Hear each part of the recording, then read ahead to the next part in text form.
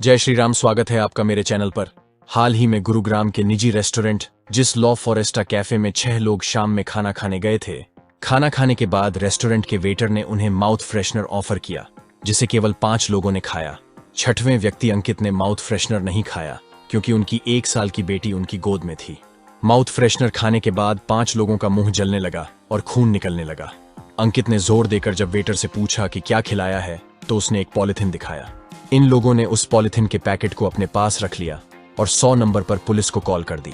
Mouth freshener खाकर 5 लोगों की तबीयत बिगड़ते देख उन्हें गुरुग्राम स्थित निजी अस्पताल में भर्ती कराया गया और डॉक्टर को पॉलिथीन दिखाया गया जिसमें माउथ फ्रेशनर दिया गया था।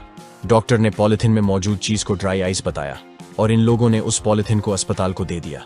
दरअसल भारत में 90% रेस्टोरेंट में माउथ फ्रेशनर में सौंफ और मिश्री दिया जाता है, लेकिन यहाँ पर सौंफ के साथ मिश्री नहीं थी बल्कि ड्राई आइस था, जिसके छोटे टुकड़े मिश्री जैसे दिखते हैं। इस मामले में मालिक और स्टाफ के खिलाफ मुकदमा दर्ज हो गया है और मैनेजर को गिरफ्तार कर लिया गया है। आज इस वीडियो में जानते हैं क्या होती है ड्राई आइस। ड्राई आइस को कार्बन डाइऑक्साइड का ठोस रूप माना जाता है। इसे न्यूनतम तापमान में रखा जाता है जो करीब -डिग्री होता है। ये चीजों को फ्रीज या ठंडा करने के लिए इस्तेमाल किया जाता है और बर्फ की तरह गीली नहीं होती।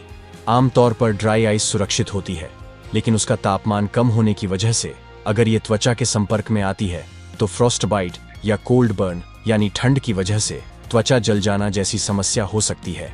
ड्राई आइस सामान्य बर्फ की तरह ही सफेद दिखती है, लेकिन आमतौर पर इस्तेमाल होने वाली बर्फ पानी को एक तापमान पर जमा कर बनाई जाती है।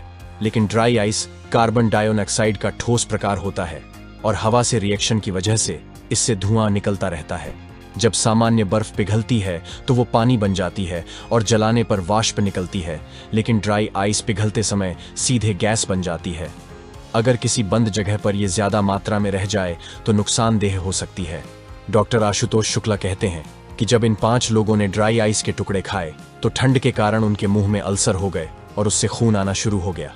डॉक्टर कहते हैं कि ड्राई आइस को बिना दस्ताने पहने नहीं उठाना चाहिए क्योंकि इससे त्वचा जल सकती है। ड्राई आइस बहुत ठंडी होती है, इसलिए पेट में जाने से बचें। ये आपके लिए खतरनाक हो सकती है। इसकी गैस अगर फेफड़ों में जाए तो आप बेहोश हो सकते हैं।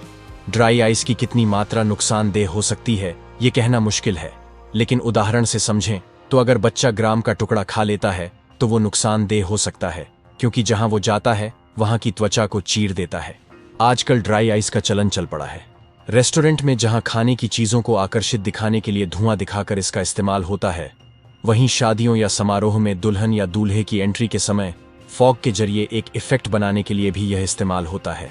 लेकिन अगर बंद कमरे में ड्राई आइस का इस्तेमाल होता है तो शरीर में ऑक्सीजन की कमी हो सकती है, कार्बन डाइऑक्साइड का स्तर बढ़ सकता है और बेहोशी जैसी हालत हो सकती है।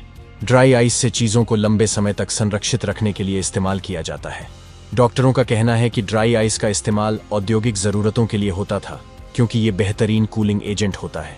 इसका इस्तेमाल खाने की चीजों को सुरक्षित रखने के लिए भी होने लगा क्योंकि इससे तापमान -डिग्री तक ले जाया जा सकता है। अगर आपको ये वीडियो अच्छा लगा तो लाइक कीजिए, शेयर कीजिए और मेरे चैनल को सब्सक्राइब कीजिए।